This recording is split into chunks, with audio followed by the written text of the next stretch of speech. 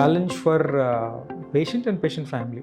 By the time doctor recommends this patient require rehabilitation, stage 3లోనో stage 4 advanced stageలోనో ఉంటారు.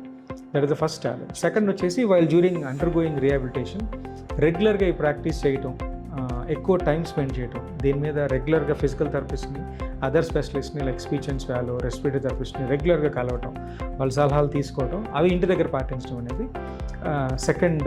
Third very important thing is ఇది కొంతకాలం practice చేసి ఈ programme first మాకు reference వస్తుంది, మేము ఎఫెక్టివ్గా కస్టమైజ్ చేసి ట్రీట్మెంట్ ప్లాన్ చేస్తాము. కొంతకాలం ఒక 3 months 6 months ప్రాక్టీస్ చేసి వదిలేస్తారు, అంటే కొంచెం బెటర్ అయిన తర్వాత. దాని తర్వాత డిసీజ్ ప్రోగ్రెషన్ అనేది ఆగదు, అది ఎట్లాగో అవుతూ ఉంటుంది. అప్పుడు ఈ ఎక్సర్సైజ్ చేయకపోవడం వల్ల డిసీజ్ ప్రోగ్రెషన్ అనేది మరింత ఫాస్ట్గా జరుగుతుంది.